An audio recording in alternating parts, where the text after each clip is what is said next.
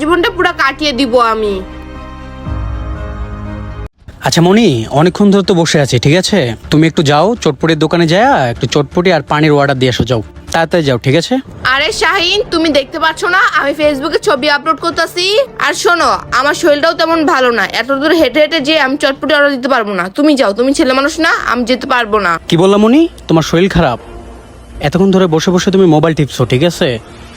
আমি এখন একটা কাজ দিছি তোমাকে, তুমি বলতেছো শরীর খারাপ, এই খারাপ ওই খারাপ, তোমার নানান অজুহাত আমাকে তুমি দেখাচ্ছ। আমি বুঝলাম না মনি, তোমাকে কোনো কাজের কথা বললে তুমি আমাকে নানান অজুহাত দেখাও। তোমার ব্যবহারের আগামাথা আমি কিছু বুঝতেছি না, তুমি কি জন্য আমার সাথে এরকম ব্যবহার করতেছো বলো? আরে শাহিন, তুমি আমার সাথে তুই টাঙ্কারি ব্যবহার কেন করতেছো? আমি কি তোমার কাজের বউ নাকি? তুমি কি ভুলে গেছো আমি তোমার গার্লফ্রেন্ড হই? আর তুমি তোমাকে বলছিলা কিছুদিন পর তুমি আমাকে বিয়ে করবা। আর তুমি আমার সাথে কথা বললে ভেবে চিন্তে এমনকি ভদ্রভাবে আমার সাথে কথা বলবা, ঠিক আছে? কি বললাম মনি? তুমি আমার গার্লফ্রেন্ড লাগো, তোমার সাথে আমার ভালো ব্যবহার করতে হবে? ভালো ব্যবহার আমি তোমার সাথে করতে